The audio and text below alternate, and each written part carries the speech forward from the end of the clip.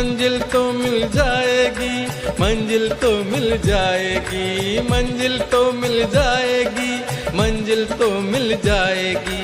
तुम जरा अपने कदम तो बढ़ाओ, मंजिल तो मिल जाएगी। तुम जरा अपने कदम तो बढ़ाओ, मंजिल तो मिल जाएगी। लोक संवाद जनोपचार यूट्यूब में आपका स्वागत है।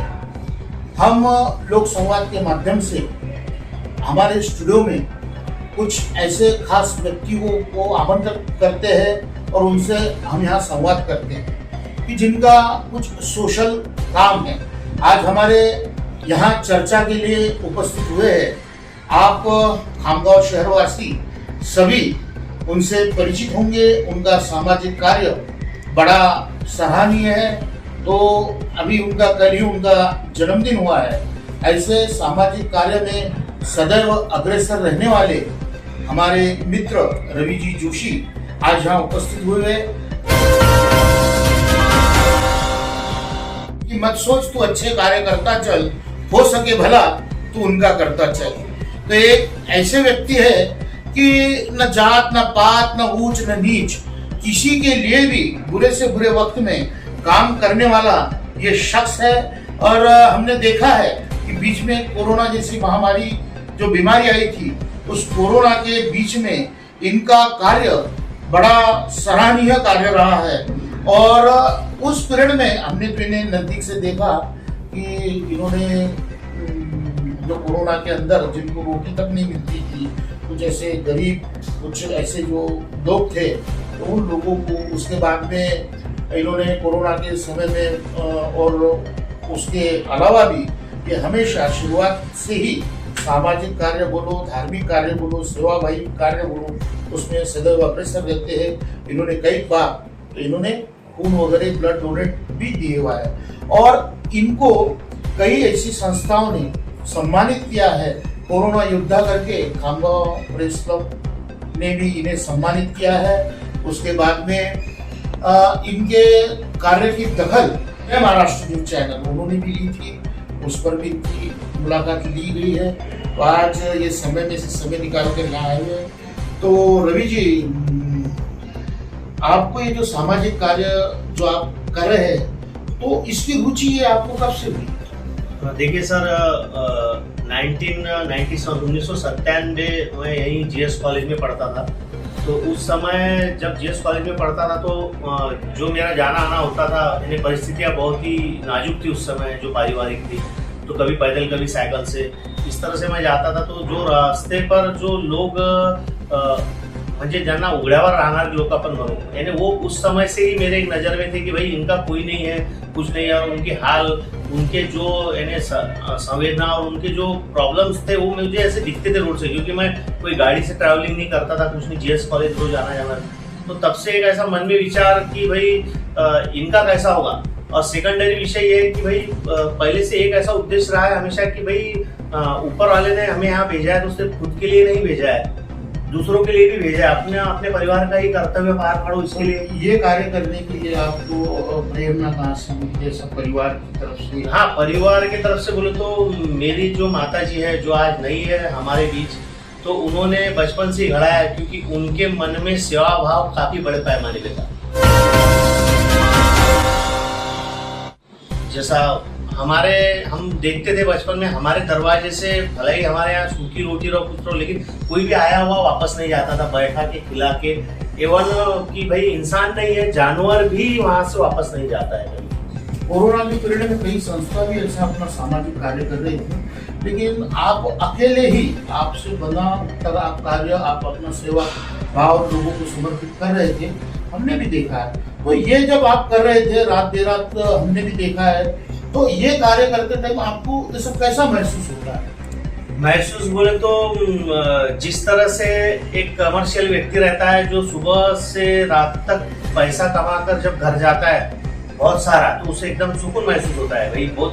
तो उसी तरह वो पीरियड ऐसा था कि भाई जो सुबह से रात तक मेहनत कर रहे हैं, लोगों तक खाना पहुंच रहा है, उघड्यावर जो रास्ते पे है जो लोग उन तक खाना पहुंच रहा है वो खा ले रहे हैं। तो रात को एकदम ऐसा सुकून महसूस होता था, बिना खाए भी सोए तो ऐसा लगता था कि पेट भरे हुआ है। शुरुआती दौर में मैंने काफी ब्लड डोनेट किया, शुरुआती दौर में, ये यानी मेरे कॉलेज का स्कूल का जो समय था।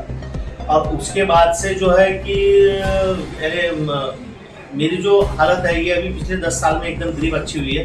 तो वजन वगैरह कम रहने से, तो फिर शुरुआत में वजन था तो समझो 10वीं से लेके तो मैं लगभग ऐसा पकड़ लो मैंने 10 साल तक के ब्लड रेगुलर डोनेट किए, यानी 93 से लेके तो 2005 तक के। लेकिन उसके बाद में फिर जो है ब्लड डोनेशन के कैंप लिए है, एक हमारे फर्स्ट मित्र मंडल के माध्यम से, हमारे जय माता जी नवरात्र उत्सव मंडल है, या जो है हमारे सहकारी इनके माध्यम से कैंप्स लेके ही ब्लड भरपूर प्रमाण में हमने डोनेट करवाया है। आपका इतना सोशल वर्क अच्छा है तो आप किसी राजनीति पार्टी से भी जुड़े या फिर उसके माध्यम से भी कुछ काम करना चाहते हैं या पहले कर चुके हैं? हाँ, पहले कर चुका हूँ काम, राजनीतिक लेवल पे काम कर चुका हूँ, लेकिन लगभग 2008 से 2007 से जो है सोशल वर्क पे ज़्यादा फोकस किया है, क्योंकि सोशल वर्क करके ही जो आनंद मिल रहा है वो उसमें आनंद नहीं मिल रहा था। और आने वाले समय में भी ऐसा कोई मूड नहीं है कि भाई कोई पॉलिटिकल अपन ज्वाइन करो या उसको ग्रिप करो कुछ। ये सब काम करते टाइम में आपको कुछ ऐसे कुछ लोग हैं कि जो आपको सहकार्य करते हैं? हाँ, बिल्कुल।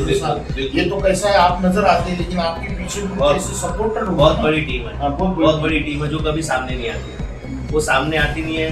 वो जो भी लगता है, मुझे खुद लगता है किसी का ऑपरेशन है उसके लिए कुछ लगता है तो वो पूरी मदद करते हैं, लेकिन नाम वो सामने आने नहीं देते, क्योंकि मैं घर का इतना कोई धन पैसे वाला नहीं हूँ। तो कोरोना के समय में भी जो इतने जो पैकेट्स जो बांटे हैं, आज 20-25 हज़ार पैकेट्स बांटे गए हैं, वो भी यानी न नफा न तोटा, ये मुद्दे पर जिन्होंने श्री राम शेरू महाराज उन्होंने बना के दी, लेकिन उनको भी जो फंड्स था वो बरोबर जहाँ से आ रहा था वहाँ से आ जा रहा था। शुरुआत में मैंने बनाए, मेरे घर से बनाए, लेकिन एक समय से घर वाले भी थक गए, 10-15 दिन बना के बोले भाई अब ये तुम्हारी सेवा बाहर लेके जाओ, हमारे को बहुत देने वो हो रहा है इसमें तकलीफ, क्योंकि 15 दिन बनाना बोले तो रोज के 200-300 पैकेट वो बनाते थे। तो फिर बाद में डोनर्स है पीछे, बहुत बड़ी एक टीम खड़ी है पीछे, आप जैसे सपोर्टर्स वाले लोग खड़े हैं पीछे, मॉरली सपोर्ट है, फाइनेंशियल है, हर तरह का सपोर्ट। ये जो कोरोना का भी पीरियड था, कोई 1 दिन का 2 दिन का नहीं था, 2.5 साल का एक ऐसा लंबा पीरियड था, और आपकी जो सेवा थी वो हमेशा सदैव निरंतर चल रही थी। तो कभी ऐसा समय नहीं आया कि आज सारा अड़चन है, आज अपन कुछ दे नहीं सकते अपने को कहीं से कुछ, ये नहीं कि ऐसा मदद कहीं से जो मिल रही थी वो 1 बार 2 बार करता है, लेकिन आपने पूरे 2.5 साल तक के जो कंटिन्यू जो लोगों को सहकार्य किया, जो मदद की, जो अनाज के पैकेट बांटे, तो एक आधा तो ऐसा पीरियड आया होगा कि उस पीरियड में ऐसा कहीं से कोई अड़चन आ गई होगी कि ऐसे काम में कोई अड़चन आई नहीं आपको? नहीं सर, एक बार बोलो, ऊपर वाले का आशीर्वाद था। अड़चन इसके अंदर सिर्फ जो अगर आई है तो शारीरिक रूप से आई है कि भाई मैंने इतने सब स्प्रेड हुए जो लोग थे कोरोना के, उनके बीच से निकल के आके कहीं ना कहीं मुझे अनकंफर्टेबल बॉडी को फील होता था।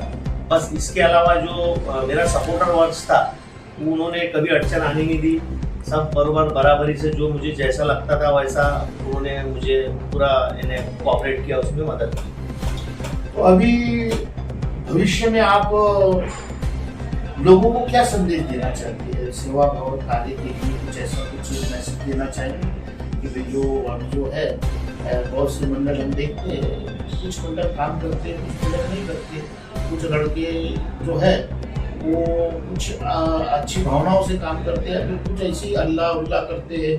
तो आप कुछ ऐसा उनको संदेश देना चाहेंगे कि लोक सेवा करना जरूरी है, लोक सेवा से ही देश का समाज का भला हो सकता है, या फिर दूसरे के दुख को अपना दुख मानकर आप सभी ने अगर ऐसा काम किया तो अपने देश में शायद सबका भला हो सकता है, कोई दुखी नहीं हो सकता है, सब खुशी से रह सकते हैं। तो आने वाले पीढ़ी के लिए आज आप कोई संदेश देना चाहिए? हाँ, संदेश तो देना है। सबसे पहले हमें व्यसन से दूर रहना है। दूसरा जो है ऊपर वाले ने हमें जो भेजा है वो सिर्फ हल्ला गुल्ला करने के लिए, सेकेंडरी अपना परिवार चलाने के लिए, सिर्फ इतने के लिए नहीं भेजा है। कंट्रीब्यूट करो, लोगों को कितनी खुशी हो सकती है अपने माध्यम से उतनी खुशी दो, और सेवा करना तो जरूरी है। अपन जो अर्निंग कर रहे हैं उसमें से जो कुछ परसेंट है, कुछ परसेंट तो जो है ईश्वर ने दूसरे के लिए ही बना के भेजा है, वो सिर्फ अपने लिए ही नहीं है। रवि जी, आज आपने समय में से समय निकाला, यहाँ उपस्थित हुए, इसलिए हम आपके आभारी हैं और आपको फिर से जन्मदिन की हम बहुत बहुत बधाई देते हैं।